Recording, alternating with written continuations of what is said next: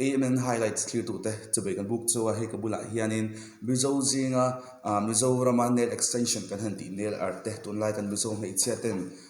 angai nge monti to te ang ron tim ma saber kabula hian siam te angles iv nei tu nu a oma he tun chuma hianin andor thara kan han leng lo tani a enge tun lai client tin nga mt lai chovel ha chak na saphat nia tun lai hi tun hen dor kan hong thar a kan buai ri lawa kan buai thawa mai ro chu no tu tang khan kan om ri lawa ina khan kan ti char chara nimin ro saturday khan dor kan hong thar cha ta chanin voin po he kan khoi tur ni leng khoi tur chu kan huwa mai ro chu in no char charang khan kan om lo de I think he hemi chungcha hi hemi nel extension kan han ti vel hi bulli han chan dan ha ka chak chum shim ka zirna ren ka Mumbai a kazira LYN Livia now tinita LYN a kazira chuanin sangni som pasari khan naw ka pai vai ka ron hoa August khan chan ina ruma ka tran ve no ta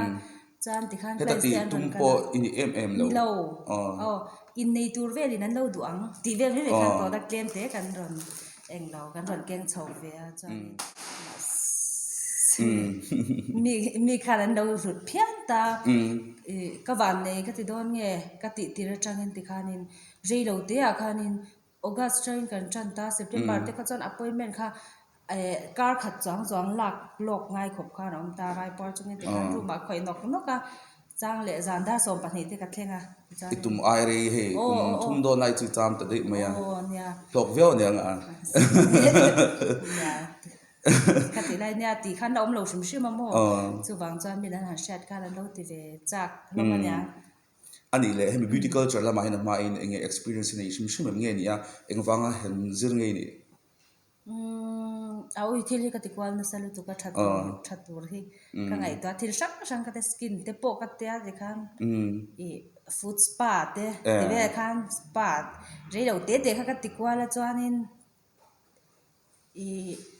anuwa khanin ro o kaya te khan kan ti liang lop pa chan nails kha tha kha ka tia chan nails a khan kai neng lo chawta ni chu atir ber chuanin le khazir turin kan chuka ma se kha thila lo rem lo kwal vela beauty kazir atan tir ber chuan beauty kazira hair le ti ve kazira chan ti kan vel nge yang chu 2009 10 vel yang ka chuan ti khana sang ka zuang lo Mizoram ho hu nai nge thang ti kha ngai to ma se tu na mi hi chu hong ila that ka ring chuang lova mi nan la hlut lawang diang kham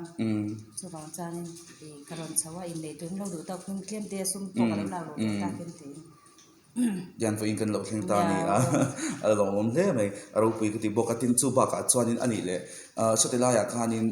f sang huna building a khanin bazar bung ko na khanin ina iti hnu chuanin son phe ta chuanin hei babu tlanga medison ho ya MSR market ta tianin adolian tak mai chang kang boxi tak i han nei chhoni hemi hi a ma i lo dream thin kha ani shim nge ni ni shim ina ka ti lai chang ka cha ka ne a chan chun ne su kan ti anga min ron bo hu ka nga cha mi zo chu a tha kan ta kan ti le su panga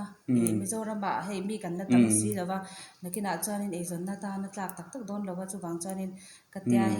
hair te hi ti la ti khan ka tia chan ngai to na ka siam thiam lo lu tu ka dor ka nei kha ngor o sang ni som pariat March nge chu ta chan ta kan san chho do na khan chan hair lam kha khoi teli la kha ka du ta chan engtin nge mi ka royang nge ni ati ka boy lai khanin tu na hair bi ka hen partner kanom ta Rosie ne ning chu lo thok la kha ka tia ui tho chu atia hei mani in ta tak angin ka enanga dor dang po ka ngai to chuang lovanga kalau yang lo chuanin hei mani tang takin ka tho ai chuanin ate kan nu pan ka han ngai to ta tha kha ka ti ta ma chuanin dor menga po ongos iv iba ka kan ongos iv sr unisex salon kan ti ta siam ti Rosie ti nen ta mo chuan tuna hianin I khami nail extension te khang tiang ba ka khan sam te le khati ang chi sang sang kha chu chuan ni nena kan in partner na hi chu sama bi kan ita chuan a kai noi ang hei facial ti massage te pokan na ti chawanga khatiang thil house kha chu nails ongos I VB ka khani keimani bi kha la ni ve do ta ni chu mi tam takhin zir lai nei nin kalo sia tin mi tam takan lo zir chuak to bokin ka sia entika chain nge heti anga ibula zir thaya han I han ti chau chan hi fan chiang chero ni kum August kan le mi som ni chuang chun chwa ve to ro pui he mai zir lai ka nei bok ta mo dor kan na chan no wang khanin kala la em thi la tuna chuanin engka mazat po la thei to non ani hi to ro chuanin ani le enge tuna hianin hemi experience changin bizo ta hianin kan lo in me rengem hemi tin han ti sei te khatiang chi chau hi in ne ba ka mi zo hi sim sim ku le ke hi kan lo ngai poi mo vai ho phe chu ke phe chu ta mai nan ngai lo ke hi mo extension kan ti hi mi zo ram tang chen ka ti ke bi tu ma clients te jelan nei ni chan jelan nei to pa an ke extend ti ve hi an ngai poi mo lo ne an phei khok te po he phei khok po ba phei khok bun tok ten bun lo alian lo le te chan mi zo te hi chu kutin hei bial nu bial pa po kutin ba kutin bal ti wang me in chen pha te nom ta chu wang chuan a eng lo ka ti mi tam tak in chen tur po ilo in chen lo tir ni chu to ro chu chu ba ka ke jung pui ti lang ngam reng reng lo kon ke jung pui te hei ke lang ten bun ngam ve pha ta an lom ve thei lu tu kan ni chu phang tan khan abik takin an tha ka the le ma ke jung pui bong do hek tan po khanin a bong moi do hek ta do ni tro ale izara mi zo ten ke jung pui na tak tak te ke chang na tak tak te kan nei pha alom oma mi zo ram mi beauty culture tan phe chuanin thil chin chia thla kani nakina phe chuanin an la share reng tur ani a chan chu hemi beauty culture tan hian he thil hi apoi mo em matuna phe chuanin hei kan milar kan han ti te pon an mang chang khai vi wi kan chia he ngai hian tu tan nge lo pan chi che kan milar te hawa hian nge hai avai chang sei seng don lo ta milar te an ron kala local to ve shim it line het pa ngai ang ho kha net pa ngai de na chen te chumi ten va fak sak le lo blog ta ka se tiam lo nget tiam ho merlin te feli te zori ni te hi chu an nget top ta chan uri ni hi ni pok ta ni lon do chuan tu nge khoi tang chu rodi khamin ti lar sak ber tu ka ni ta mo a chan tira chuan karon chho chan tir kham heta hianin engoro mi na min la sha chan tu ma kan merlin kom to ni chu go style merlin chuan tu nge local le ui ka ngai to te me to lo an ron kan no to milar kan tak ngai to na khaum lo thei lo milar ang chuan ron kal nel lo ma se tu nge tiang ka ngai to chok mai te na ani le hei thil han in zo om lo ni lo ta sela hei chen khat le ma ke te han khoi tel ta te ma rim na do te rim nam do te tong thi nem ti lai ka cha tong ve thin thôi en tin nge han don son chin rim tui deu angin ka khoi top in sum cha cha mai di mo kan lai cha ngai long sum don na kan ni chan mi ke po khoi tu kan ya enge kan customer te nya an ron kala hay lo rim cha deu pon eng ting nge ka tiang kha ka chu kan lo tuar ve tu ka ti mai ma se customer care kha apoi mo se ta ro pakhat chu na deu chu a oma ma se chu ka lo she lo mi dang an lo sha ta ni ta mo an so ya nui china zan cho te khan lo e thei lo ve la nya ale ne bitin chitang an lo lut do na ke shang ke shape shang te po ha I han khoi nga ni khanga khan chuanin thil mak tak po he tom na rin oma ma sel hotling tur chuanin khang te kha tor alo nga ya e in I thlen na chan te po hi pakhada chong khang te po ha ni ka sia kan ti hwai tiang te chuanin hei zona top lam pangka kan hei me nga ani le hemi lo ton to hian hemi business hi sum do na tlak ni in sia sum do na tlak chu ani ka ti mai ro chu na kin so je la chan mi kan tam na tuk chan enge ni ai ti chat le vek thei ta to ro ka she lo ta tun det buna chuan chu ba ka mo shim shimin heng zong zong ka twar thei na chu vai ra ma kan lo thok ta vai hon khir ta hei neu an nga kam ti ni mi alo po kan ti angin pu tla discount thei na turin ka tiang ne ka khai khin chuan a ho ka ti lu tuk an lo rim chhian hi pon vai ho zakha le ti an ke bal tak tak ai chuanin ala eng lo di zo chuwang chuan hei ka twar thei chan nin ka sha o ba ka midang a ezong kan ne sumdong kan ni chuan mi te hnuai kan ni sim sim ta hei mizoram sumdong tam taka hen amak ka ti thina nia ka ti tir khanin i tlei rol deuh te khanin usiam te ivan in la lo em hi min ki thina oi mak hi ka ti thei lu ka ni chu enge ka in lak na tur ka tia hei chu ba ka ke mani phe ka chu ru ma te ro te a ti khan kan te enge ka in lak na tur ka te ui in la lo e rin ai na lo an ti ze mak hi ka ti lu tu ka ni chu inga ti nge yang ti nge in la lo hi min ti le fo ni ka tia chuan hei an han se kan han ti ta ka kham dora tu pon kala thing de mo kan khal chuanin min do be thadu lo ti vel te khan han soi kham ani don che hi ka tia chuan ka tia sumdong kan ni chuan mi te hnuai ang kan ni chu kan customer te hnuai ang an mani wanga sum hu kha kan nia chu wang chuan he ta hianin ka ti chu mi zo hi sumdong te hi thiamila customer care te he a hian tha se ka ti hoya po mo tam doi na po lo ni se ani episode in sin tur tam takan na ya nama tang ton chu mi tam takin customer care zia te po khati khani na kan chat a thain ka chia tin ani chuanin eng thil pakhat chuan ka zo chak chu e chuanin ta kan thei ke mani a po lungo lo tam tak te pon lo be tho ta kan boi lu tuk chuan clients te kan lo wanga to siang man lo ta a then te po thin ri ma chuak lo te po anom ve tho ni chu kha ka se thiam tho ta hei ka ke ma po ka shom ka ti zana hen shom mi ka ti ngoi zel chu tiang thil ani chuan a chan chu kan boi lu tuka clients in no nen dar kar ni ka hak to sam te dar kar thung ka to ti khan hom bang nga ten chung te an ron phone na dam doi na kom doctor ro thleng lo kha boi ru boi lu tuka kha mi tam ta kha kan lo be hei kan lo ti lom thei lo kha kong tam ta ka ma ta chuanin min lo thir ni chuan ngai dam kha di khang ho te a khan le lo hang rei lu tu te kha kan han bor tak tak chuan dor hi dustbin in dor hi dustbin ani ringot tiang turin kan phen noi a client san lo thu khat nen ti khan kan om thina kha tiang zong songa te khan min lo se thiam sam thina kan customer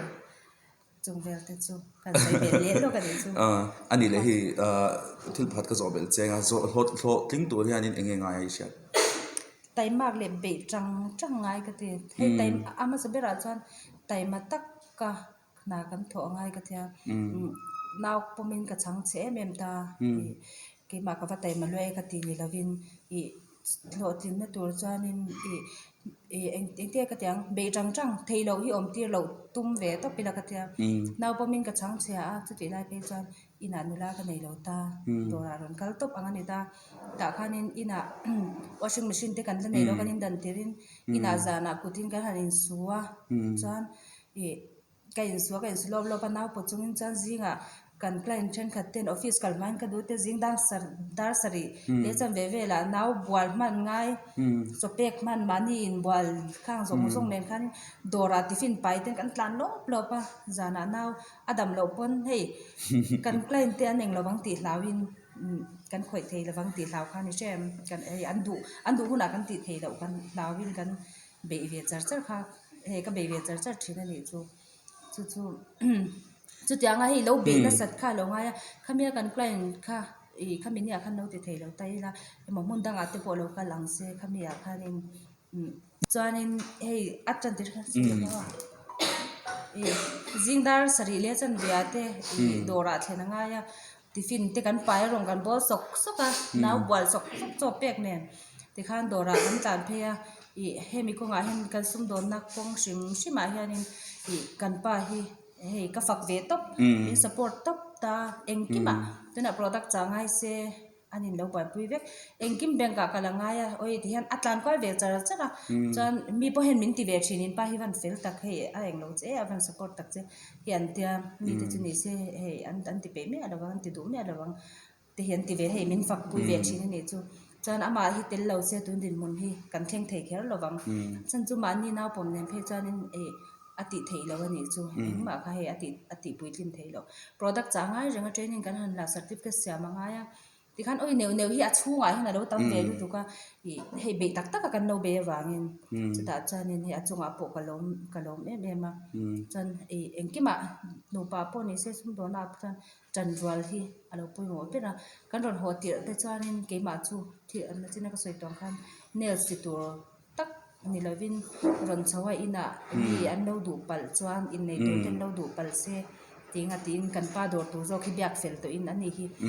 hotel lampang a hena ti ta chumi dor tur zo kan pa dor tur zo wang ron ho kan ni ta se thil kha kala akal kwala engtin nge dor kha alo rem lo mi lo ha ron te ke ni mi lo ha ru ka atira khan kan tia mi lo ha le ron te ti khan thil la buai ta ka wang khanin ki ma kha rin lo deuh khan min ron neng lo ta phian sia ta chan ke ma ni kha in sorbing lo meng na ki nei dor tur chu kan ngai to tha mai don nya ka tia he ma ni thil ti thei lo chin tam ta ka om khan chu ka soi bel ve ni me chero pui phena hian mi pachak tak hinom china khovel politics a kan me chero pui te po mani phena hian mi pachak tak pasal chak tak enge ni an me chaten beidon do thlen po lo ti chak thil tu lo pui thil tu han beidon do chang te nei ve chin ni ma nei ni kum vel kha o kan buai char kha tum khat khai kan buai vak lo ni khata pathum te ba ka ko oi ha kan sum den thalo tan yang a ka ta ti kan a thalo tan yang a eng lo ka ta khai ka ngwai ni chu eng tinge chi chuan i om thin khatyang tur ani lo i atia thil chu ma saber hi alo eng lo le thin chak ta ka he thata kai tho zel chuan kan tho chho zel chuan i te a thil he te khin na thil dang te ka te khin kwal vela chu tiang chuan ngai to ro he tiang in om ringo su tiang te mo khan a khat tui lo tia vela kan ti pon hei a chu me chu tiang zong in fui char chi na mo cha ma se ki ma hei i ka no top ta ka ru te hin ma to pa chu tiang vel thil zong a chanin hei kan pa hian min she thiam top pa he min backup ne to pa ni me ani po karing chu kan sei ta kan khan khatiang khania nu pa in lung rol tak mai pasal tha tak inei po chu kan lom pui ngal te ang che te chuanin ani le hi tun chu mai dora kan lo leng lu tani hi kan on highlight squal vel ani enge han sei bel du te ko zo hei te po thil thleng thei ni enge nangma ina chu lo sei lo an kin han ti tu ai han sei du te nei karing nya dor kha niriat engineer khan kan hong ta khamia khanin kan clients te hei kan central te min ron te puya kha kan nom em ta hei hun nei lo tak te nya a huna tak khan kan la in